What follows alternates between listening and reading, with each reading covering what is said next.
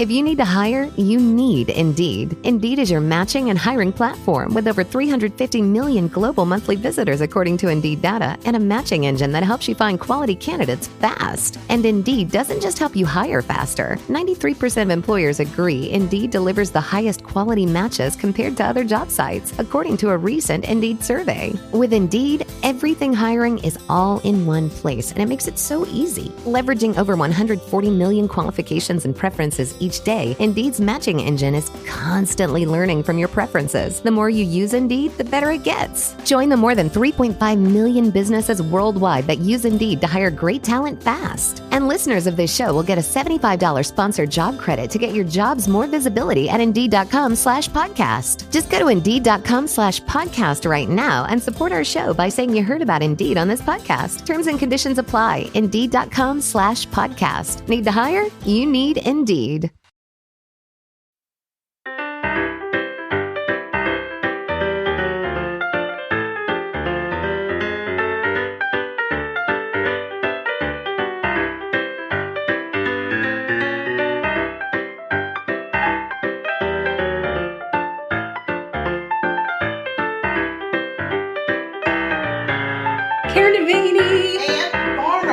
Welcome to Sugar Coated Murder Podcast, where we bake things in our kitchen and talk about true crime. Woo-hoo! Dun dun dun. Dun dun dun.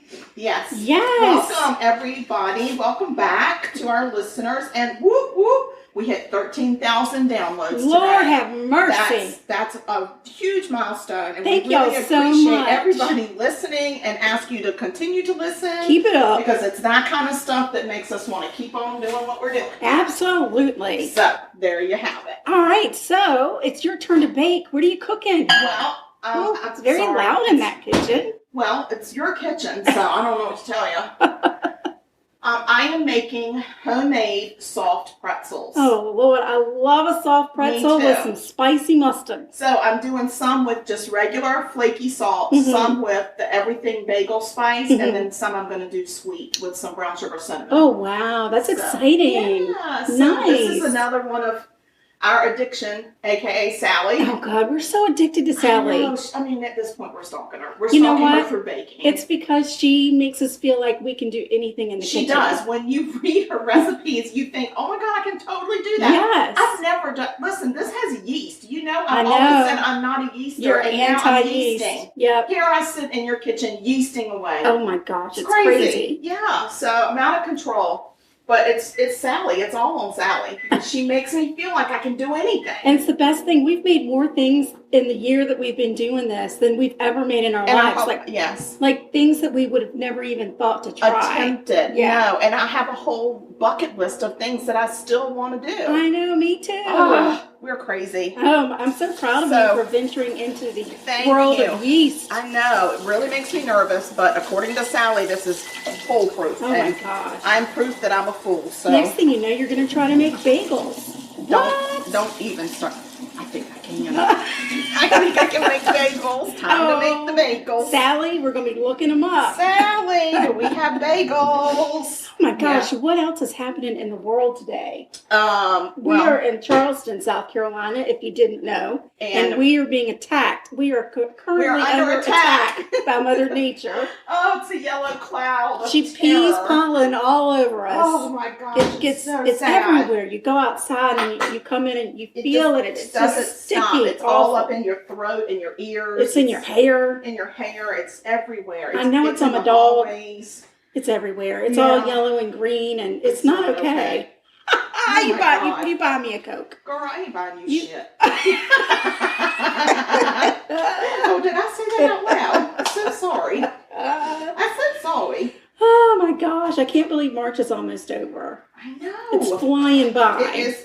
Once my birthday hits, it flies. Yeah. Before my birthday, it crawls. Yeah. Well, I mean, there's really nothing more important in March other than your birthday. Yeah, so now that we've gotten that out of the way. Exactly.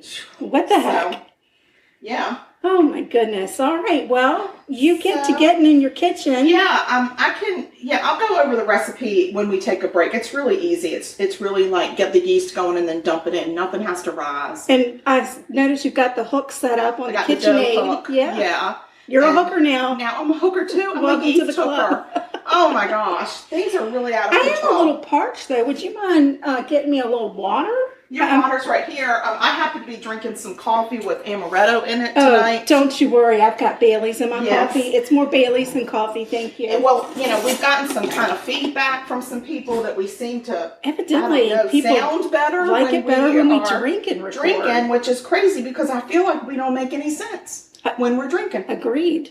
Whatever. We're just not going to make sense. Hang in there with us, y'all. I mean, you don't have to beg us to drink. No. Twist my arm, would you? Don't threaten me with the good time.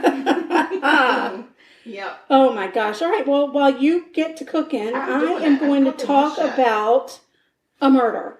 Oh, that's so exciting. This happened in Las Vegas, Nevada. Oh, Vegas, baby. Yeah.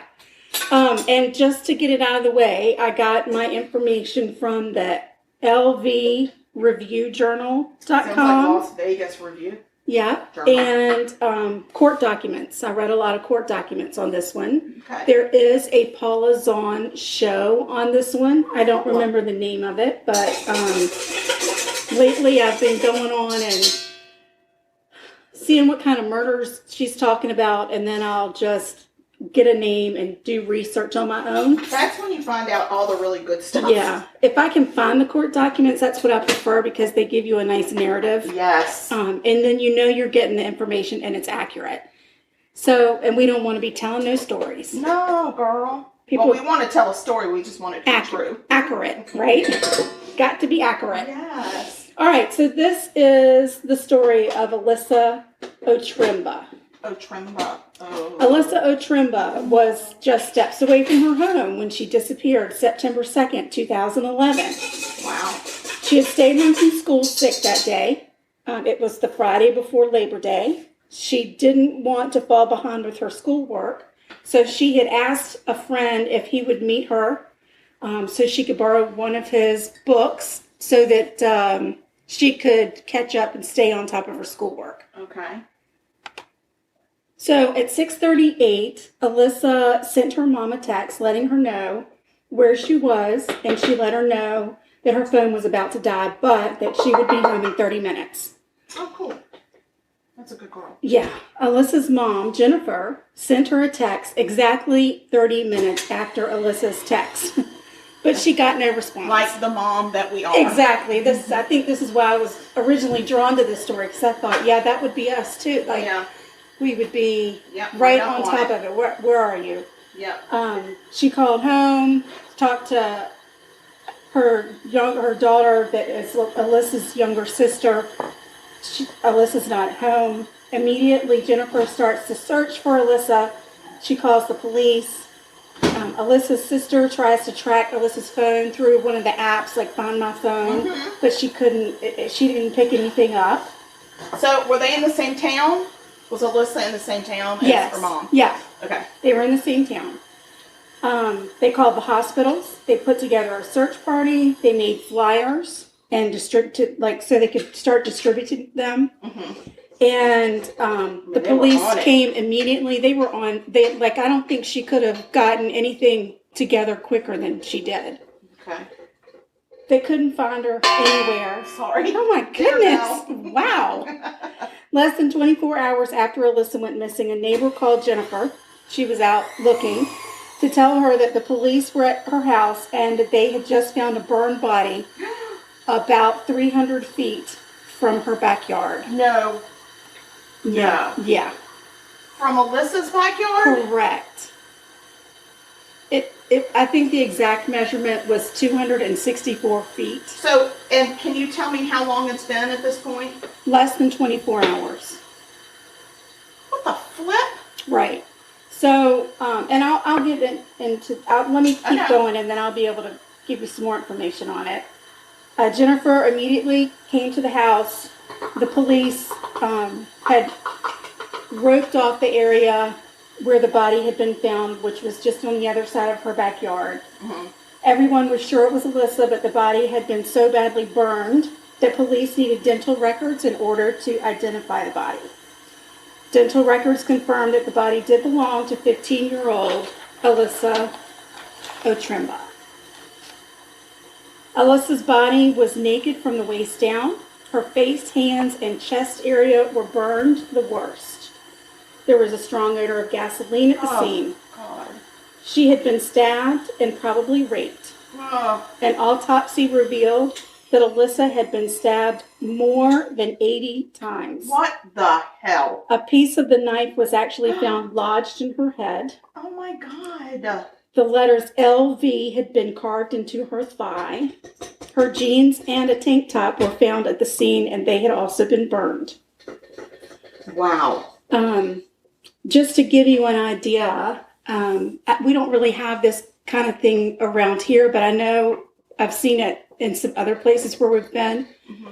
The neighborhood that Alyssa lived in had a gate. Okay. And when she went through the gate, you could go over a bridge, like a footpath. Yeah. They also had pedestrian tunnels that went under, which evidently is something they do there. So... They go under what? Like the road? Under the, yeah. I guess it keeps you from crossing the road. The busy highways and stuff, right. So... I don't like a tunnel. When I say it was 300 yards from her house, she would have had to come through the gate. It's not like she could have just gotten to her backyard from where she was. Okay. She would have to go through the gate and then through the neighborhood. Okay. So it wasn't like an easy pass through. Right. So then the police they questioned her classmate. Remember, she was going to meet a classmate to get a book. And he said, I'd sent her a text and told her I wasn't allowed to leave home. So I never met her. They checked his story. It was true. He never left the house. Did he text her? He did text her. Okay. Well, they don't know because they haven't been able to find her phone. They haven't found the phone. So okay. But I guess I gave it away. Yes. Sorry, I keep asking questions. I don't mean to rush it. It's I just okay. am curious. It's okay. So police go back. They start looking around the crime scene. They determined that Alyssa the route she would have gone through that pedestrian tunnel to a gate that went into her community. Okay. And police go to try to retrace her steps to see if they can find any evidence anywhere. Uh-huh. And they find blood on the gate. So she was so close to making it home. Like she was at the gate. She was at the gate. That is heartbreaking. They find a trail of blood from the gate out into the spot where they found her body, which was actually from where the gate was and where the house was. Mm-hmm. It was down a little ravine, and it was in a spot that was very hidden, even though it was flat. It was just a little ravine, but it was deep enough that nobody could see Alyssa. Okay. So you're saying, see what you're saying. Yes. They figure she probably made it to the gate and was forced at knife point into the deserted area. It was a deserted lot behind the house. DNA evidence is collected at the scene, and it's put into the CODIS database, and there was no match. Police set up a hotline. I mean, they were really on top of this.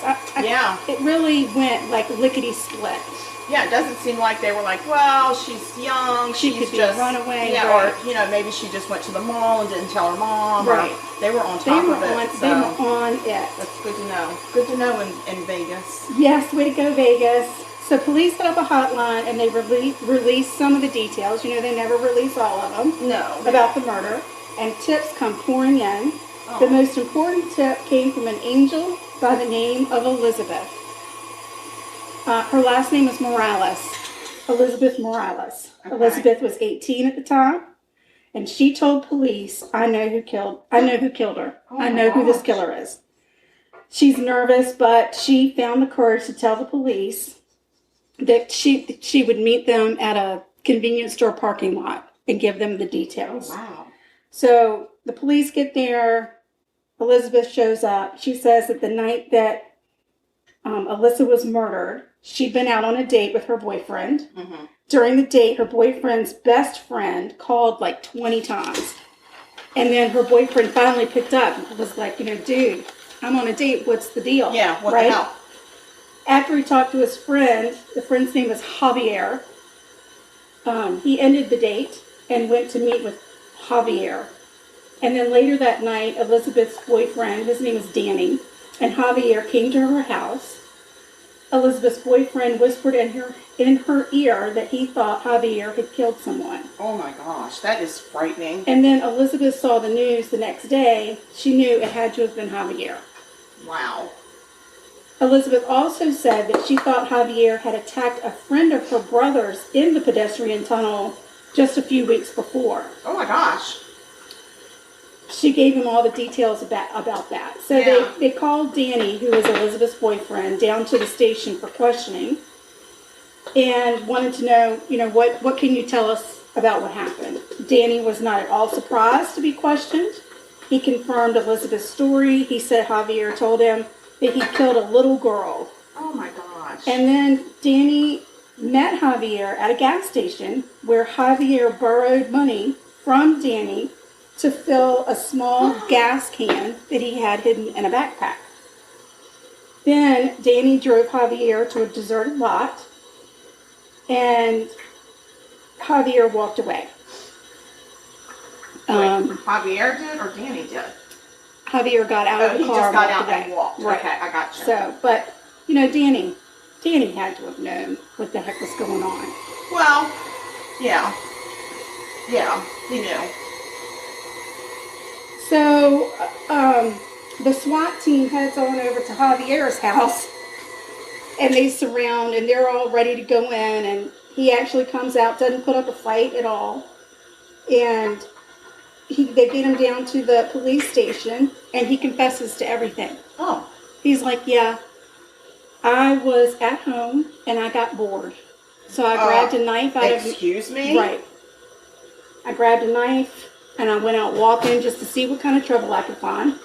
And I happened to see this girl walking, and I followed her, and she was walking really fast. But she got to a gate, and she fumbled a little bit, and I was able to catch up with her. And I got her. And I dragged her into the lot, and I raped her, and I stabbed her. What the hell? And he's just like... So this is what I did today. Right. And I carved the initials LV, which stand for Las Vegas, into her thigh because it made me feel gangster. No, Javier. That's not gangster. That's killer. Right.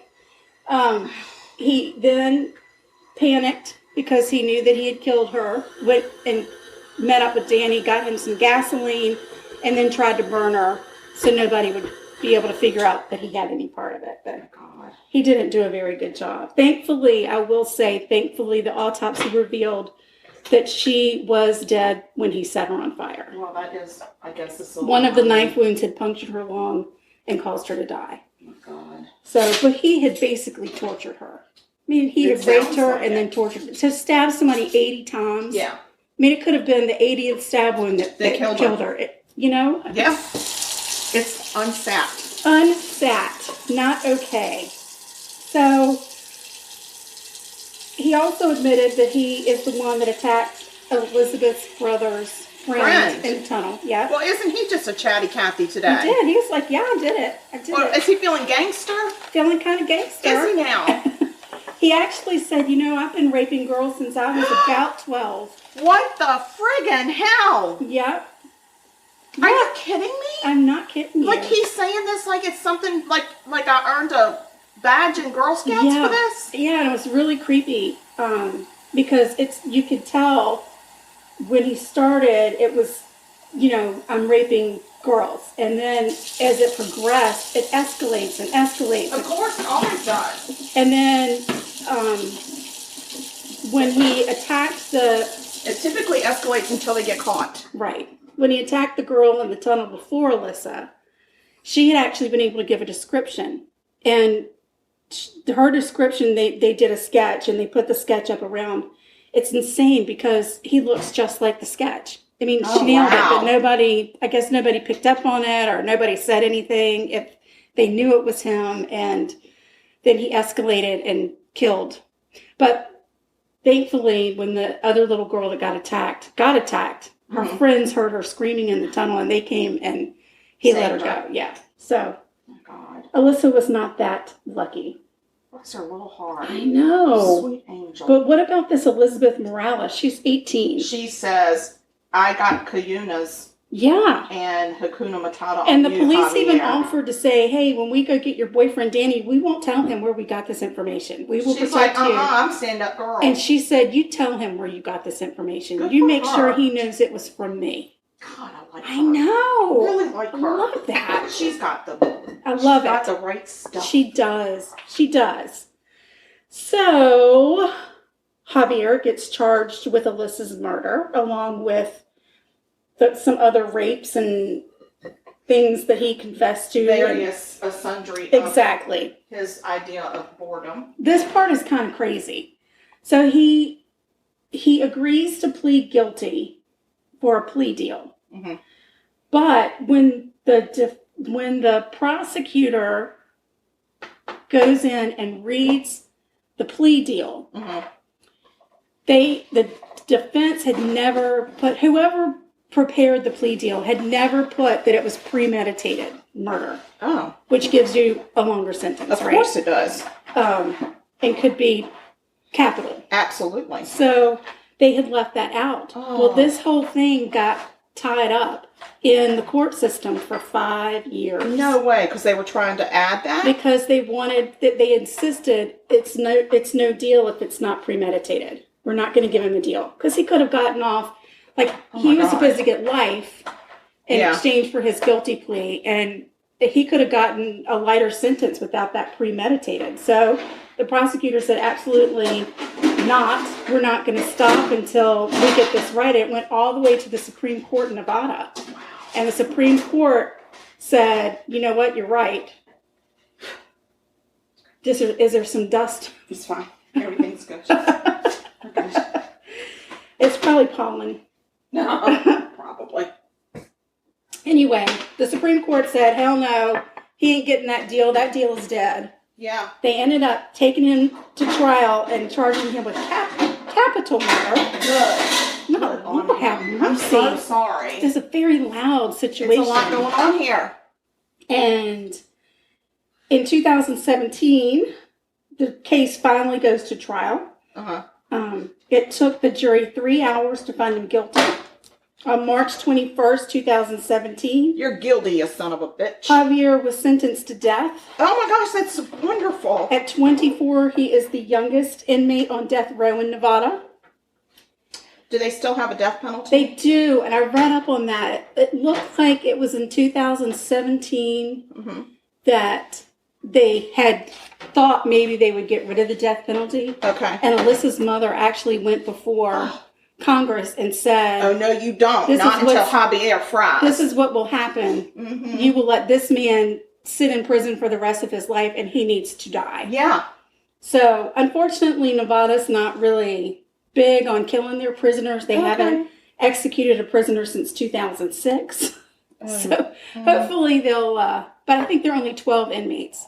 But, I mean, we need to get on with it. Get on with it, Nevada. Get on with it. There's no reason for us to let this draw out. The longer we wait, the more chance there is for the whole thing to fall apart. And then the death penalty goes away. And, people don't realize the impact that it has on families when the death penalty goes away after they've had their loved ones killed. Justice that was served. And then they feel like, well, that's not the justice that we agreed on or that the court reached, and now this person is getting, I mean, I know they don't just automatically get out of jail, but they get a different sentence than what was agreed upon. Right. And life in prison, I mean, life has a term. It's not just, okay, you got to live the rest of your life in prison. Right. A life sentence has a term. It could be 60 years. But Javier's only 24. Yeah, so he has a chance to get in 2017, he was 24. Jerk again. Exactly. A whole other jerk. Right. So are we going to let an 80-year-old man out on the streets that likes to rape little girls? Yeah, because guess what? They tend to repeat themselves. Absolutely. Even in their 80s. As long as that schlang will do what it wants to do. That's so gross, schlang. It is. I don't like that word, schlang. Well, what do you want me to say? I don't know. Flagpole? Yeah. I don't know what you want. The Jolly fucking Roger? I don't know. Oh my God. how much Sorry, Mama. Amoretto did you put in your coffee, I put a girl? lot more Amoretto than I thought. So that is the story of Alyssa Otremba. Wow, that is Otremba. Bless her mama's heart. I know. And bless that little angel's heart. Elizabeth Morales. Yeah. I know. She needs to be... I mean, she needs to run for Congress. If it wasn't for her, it would have taken them forever. She needs to run for president. I will vote for her. There you go. That's right. President of Las Vegas? Yes. So I'm glad that there's a break because I'm in a quandary. I have to knead and I don't know how. Oh. I need to knead. No, it says turn it out and knead it for a minute and then let it rest. Oh. So can you help me? Yeah, I'll pause it and help with the kneading. Thank you. Please hold. Needy. All right. So thankfully, Annie has helped me get my kneading situated because I am a professional kneader, and I'm just intimidated by the knead. Don't be intimidated by the knead. Well, I'm no longer intimidated by the knead, but I just needed to see. I needed to see you knead. Okay.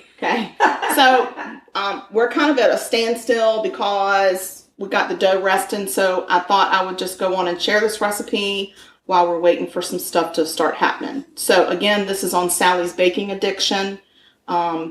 .com, or we would prefer that you email us and ask us for it because we really enjoy getting email. Then and it just we're makes desperate. us feel like, people are listening and they care. And they Email they want us, let us our know you recipe, care. even though it's Sally's recipe, they wanted it from us. Right. Just saying. So this, you do 1.5 cups of warm water and a packet of yeast. Woo! And it's just lukewarm. It doesn't have to be a certain temperature. And you put the yeast in your mixing bowl, and then you put your water in there and whisk it a little bit, and then you let it sit there for, I think she said 1 minute. I think it sat for a little bit longer than that for me because I wasn't ready. And then you whisk into that same bowl some salt, brown sugar. Brown sugar. Okay, Rolling Stones, Mick Jagger, and a tablespoon of melted unsalted butter. Butter. Slightly cooled. And you whisk that up all together, and then you start adding your flour. And at that point, I hooked up the hook. The hooker? The hooker. You got your hooker. We got the hooker. We turned on the hooker. And so you're going to add 3 cups of flour, 1 cup at a time, and then keep hooking it. Hook it. Until that flour is gone, and then you do another cup and another cup. And then you have kind of little bit of a sticky dough. Sticky dough. And then I stopped at that point. Like a sticky pudding. Yes. So I stopped at that point and took my wooden spoon and kind of got the edges because they had flour on them. And so I scraped the edges and stuff, turned the hook back on. And then I added another 3/4 of a cup of flour to make it not very sticky. Yeah. And then it took a little bit more than that because it's really humid today. It is. And so I needed a little bit more. I think I did like maybe another couple of tablespoons. So, and then now I'm just waiting for it to rest. Oh. And then I'll let you know as I'm doing it what happens next. Something exciting happens next. Oh gosh, it's really weird. Okay, hold on though. Okay, so here's what's been happening. It's been crazy. There's been bathing. So you take your dough after it rests, and then you cut it into 12 sections with the pizza cutter. You take each section, you roll it out. The rolling I'm not good at. You just roll it with your hands back and forth. You did a fantastic job with the rolling. Well, I appreciate that, but I felt very uncoordinated. So you roll it until it rolls out into a thin strip about 22 inches long. I think I got to 20 until I stopped, whatever.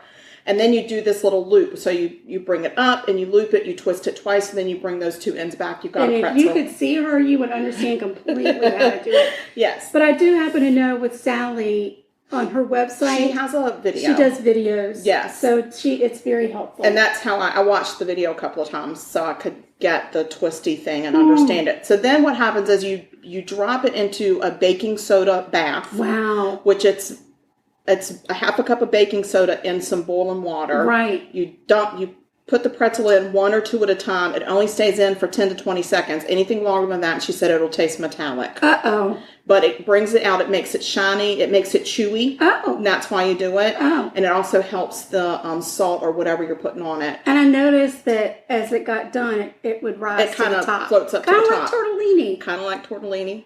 So It's when you see the picture of these, because we are full disclosure, these are not going to look like a pretzel that you would get at a bake shop. No. It is my interpretation of an abstract. We are not of Auntie a pretzel. Anne. That's not who we are. No, but you know what? If I'm just serving it to my family, yes. it's okay. If I were going to put these at like a Christmas party or whatever, I would practice a little bit more. Right. But I think that with practice... And sometimes you do have to practice to get it. Like, I know with some of the recipes I've done, when I go to make it a second time, I know more. So it's like, okay, I needed to get everything set up and in order and for this to go smoother. So sometimes you got to practice. I agree. And I'm happy to be your tester. I so appreciate that. So we do have some in the oven, so they'll come out and we'll taste them, and then we'll see if we die or not. I think I might even have some spicy mustard. That is so exciting, because I was thinking that would be really good. I like it so spicy it burns your nose hairs. I do. I used to have some really good stuff that I bought in Pennsylvania that had a lot of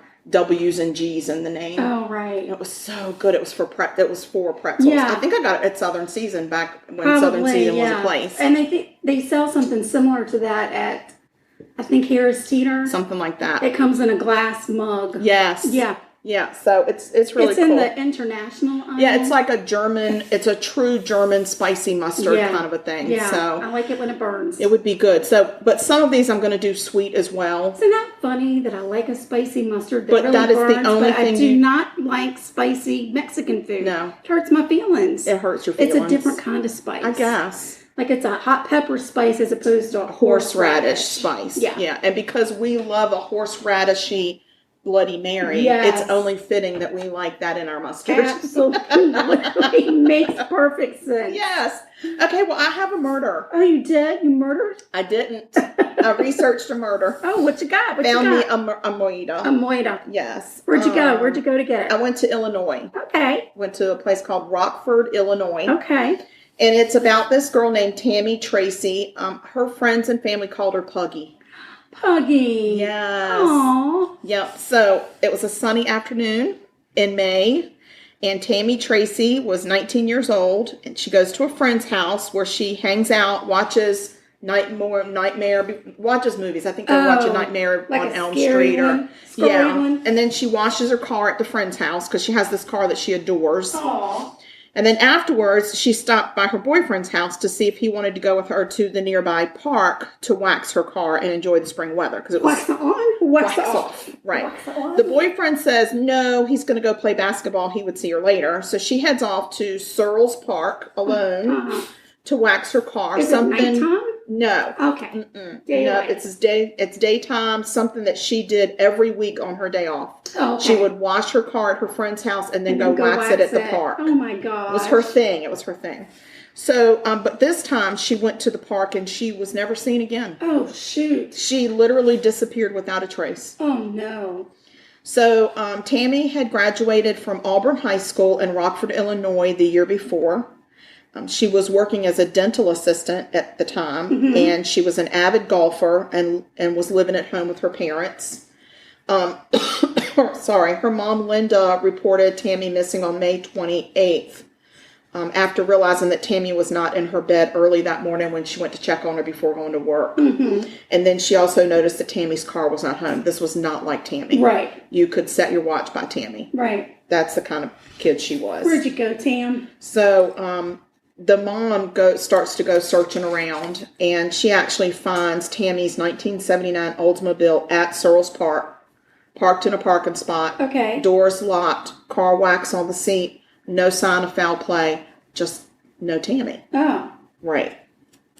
So, immediately, a massive search is launched. Immediately. Cops are on it. Family's on it. Love that. They're out there. They're looking. She's got brothers and sisters. They're all looking. So, but they couldn't find any signs of her anywhere. So the mom, Linda, said that Tammy was ultra responsible and would never just leave and go somewhere without saying something. She wouldn't leave her car. She wouldn't leave her car. And she would never just leave and go with somebody she didn't know. She would not leave and then not tell her mom that there was a change in her schedule. She was just one of these kids that was by the book. Right. So, Tammy's mom, Linda, was absolutely beside herself, I'm sure. Devastated and tortured over where the heck Tammy is. So immediately billboards go up, flyers go out. Okay. Searching for our missing. Isn't that interesting? Because that happened to my girl too. It's amazing. The parallels are ridiculous. It is. We nail it every week, girl. It's every crazy. week. We nail it. We nail it. Nailed it. We are professionals. Well, we're nailers. And we're kneaders. We are kneaders. And we're yeasters. And hookers, evidently. Oh my gosh. Look at us. We are nailing, hooking, yeasting professionals. Broads. Just a couple of broads yeasting with a hooker. Hello, Amoretto in my coffee. So there's an investigation underway. Tammy's current boyfriend, former boyfriends, friends, families, all of them are interviewed. Everybody interviewed at the station. They're lining up to get interviewed. Okay. They're all cleared. Oh, no. So Tammy seems to have just vanished into thin air, and her family is absolutely beside themselves.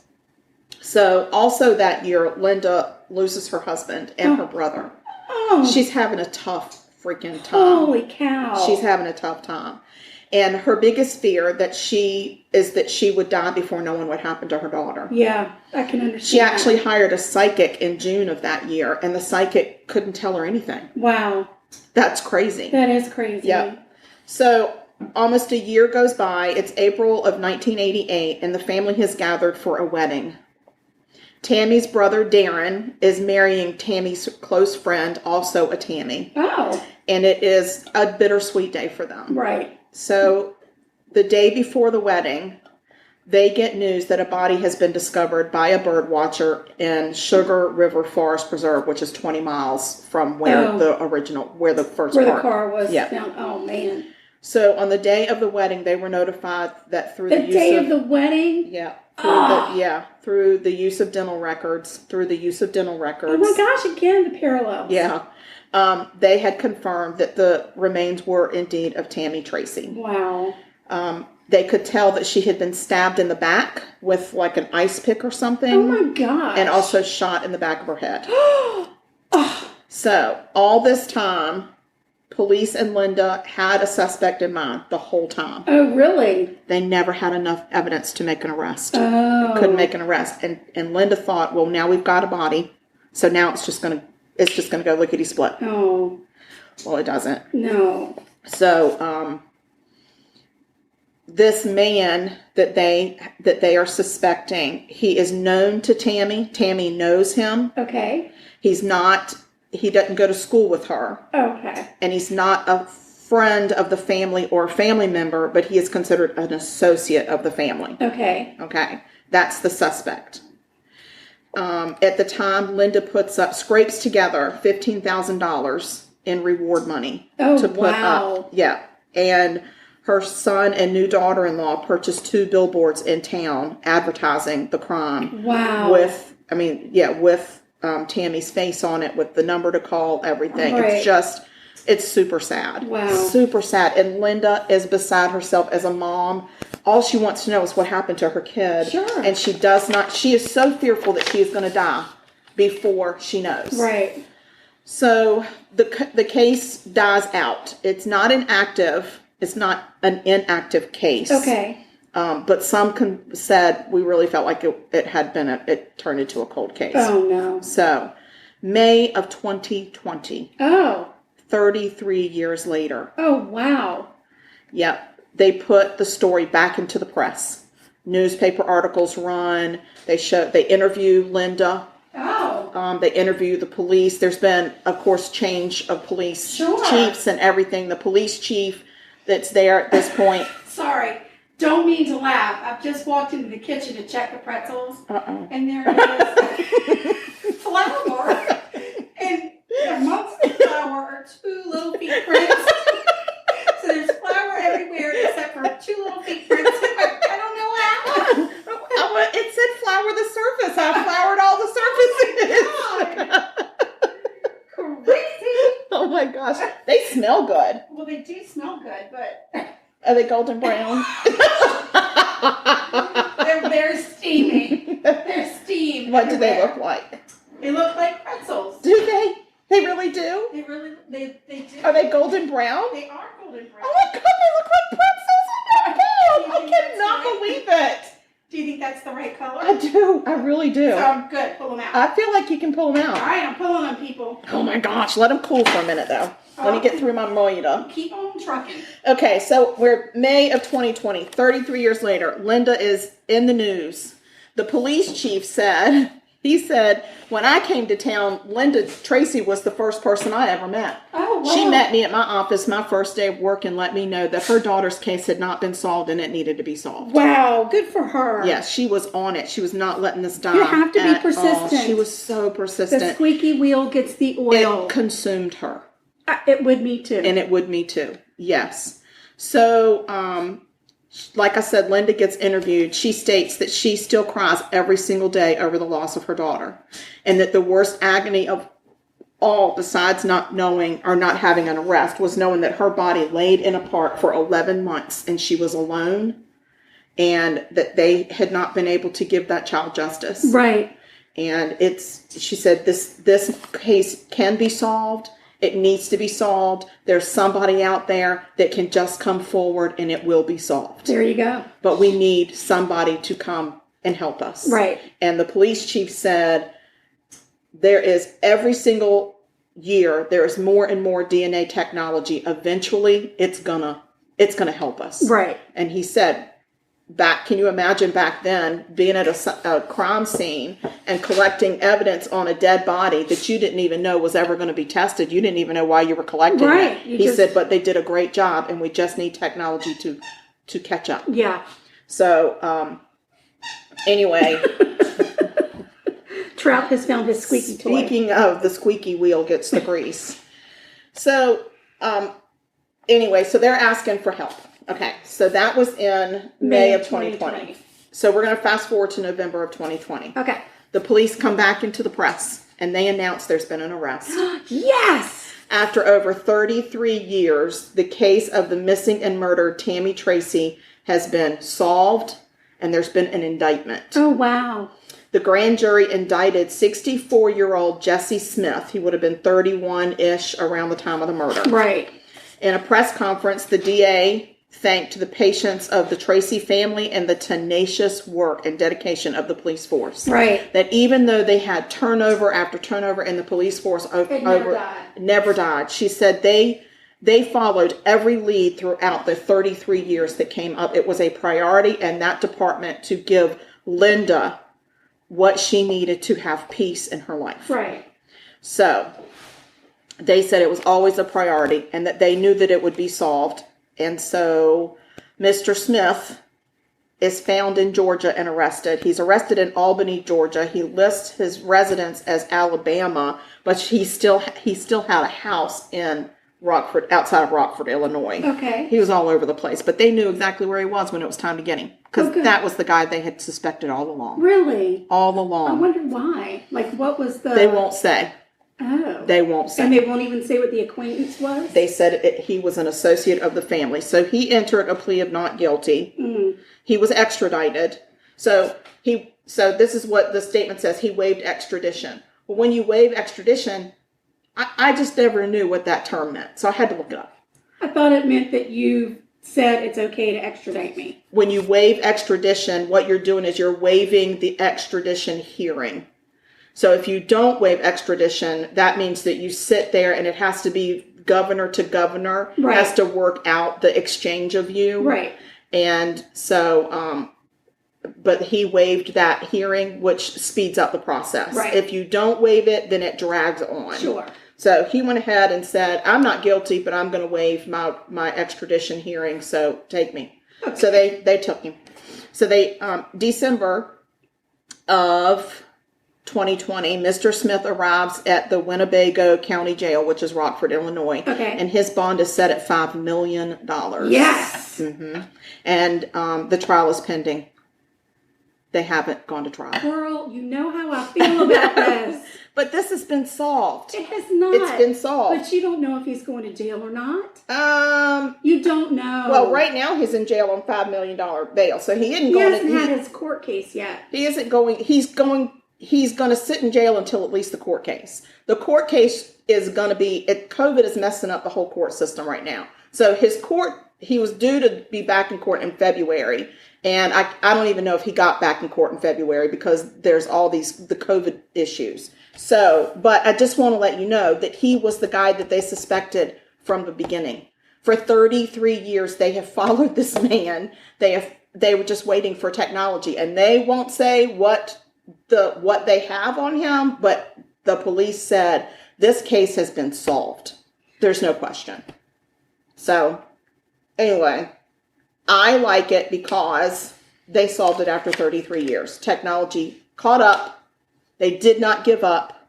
They sat out there, and this woman, Linda, is gonna not die before she knows the truth and before she sees justice for her daughter, because she will see justice for her daughter in 2021. I hope so. I think she will. I really think that they're very close. Good. So, anyway, that's my murder. So, go get pretzels. Oh, aye, Captain. Well, you're closer than me. I keep hitting my knee on the table every time because I got such long legs. Mm-hmm. All right. Which flavor do you prefer? Salted or everything? I would like to try the everything, please. Okay. Let me just serve you. Serve me up at everything. Madame. Madame. My gosh darn person. So while you're doing that, I'm going to talk about the fact that we have social media. Oh my God, we certainly do. Guys, we have social media. And we're on Instagram. You can find us at Sugarcoated Murder. So easy to find us. We're on TikTok. I don't know how you find us except try to find Sugarcoated Murder Podcast. And we have Facebook. We have a regular. Tickers and tuckers. We talk, we Insta, we gram. Oh my God.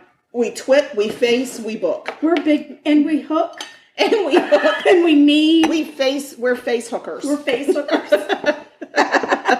Yes, look, this really does look like a pretzel. I mean, it looks like a special pretzel, but it's a pretzel. Yeah. My mustard expired in December, but I think it'll be good. Sure, it's hot mustard. What could go wrong? It's Grey Poupon.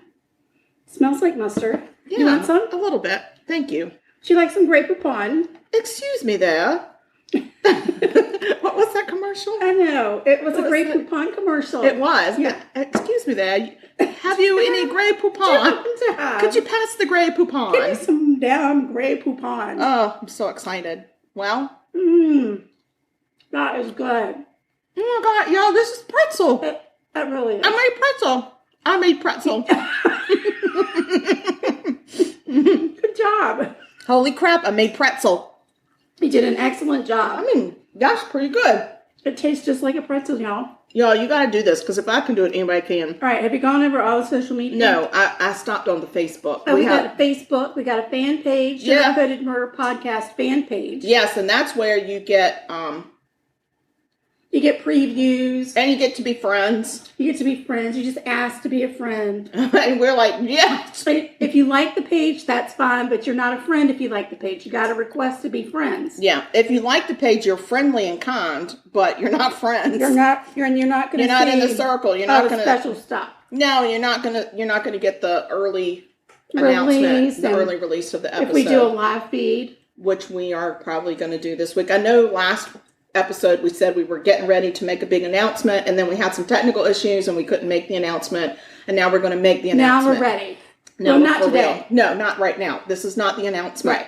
But we're going to make the announcement. Yes. And it's going to be live on the fan page. Yeah, we're going to be live. You're going to see our ugly mugs. You're going to see our mugs. We're going to be mugging. We're going to be mugging hooker yeasters. Yeah. We got big things coming up. Yeah. Guys, this pretzel is really good. And it's not making me thirsty. And we also have email. Oh, yeah. You can email us and ask us for this damn recipe. And I want you to say, just like that, give me the damn pretzel recipe. I want to make pretzel. Yeah. Just say, give me the damn recipe. I want to make pretzel. Yeah. And that's murder.sugarcoated@gmail.com. Uh-huh. All right, guys. What else? Anything else? Oh, we have a link tree. We do. Post that when we post our episodes. The link tree, it's got all of our special links. We just recently added a new feature. Buy me a cup of coffee. Yes, you can go on and buy us a cup of coffee or whatever. You can donate to our creative Right, because stash. It does cost money for us to buy the baking supplies. And just in general, we pay for a lot of services that it takes to actually put a podcast out. Don't say services. No, like... That's weird. It's not weird. Not like people aren't serving us. It's like applications. Yeah. Anyway. It costs money. It does, and we wouldn't We're not looking to get rich, but it would be nice if we had some support. I mean, even if we got close to breaking even, that would be nice. Yeah.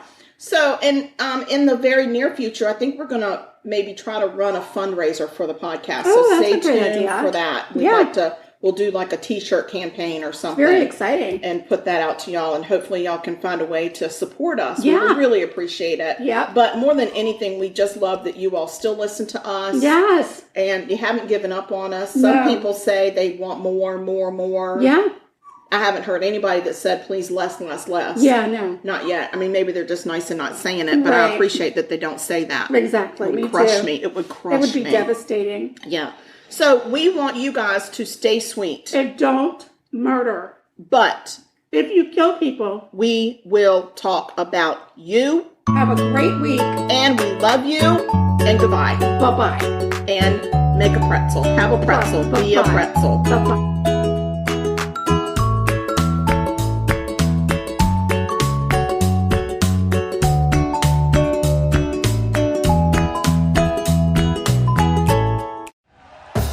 Thank you for listening to Believe. You can show support to your host by subscribing to the show and giving us a 5-star rating on your preferred platform. Check us out at Believe.com and search for BLEAV on YouTube.